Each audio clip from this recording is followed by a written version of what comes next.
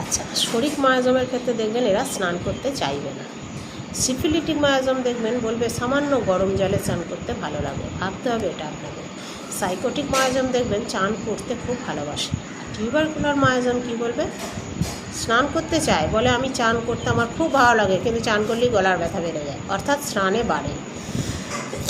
এই তিনটে জিনিস খুব ভাইটাল, এটা মাথায় রাখবেন। পেশেন্টকে আমরা কিন্তু জিজ্ঞাসা করি যে কোনো, এইটা একটা 1 নম্বর জায়গায় রাখবেন, মাথার মধ্যে রাখবেন সব সময়। সব পেশেন্টকে এটা জিজ্ঞেস করবেন যে আপনার চান করতে ভালো লাগে, স্নান করতে ভালো লাগে? তখন বলবে না, 1 দিন 2 দিন ছাড়া ছাড়া করি।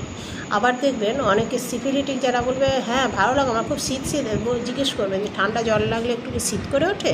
বলবে হ্যাঁ শীত করে ওঠে। সেক্ষেত্রে গরম জল, হালকা গরম জল হলে ভালো হয়।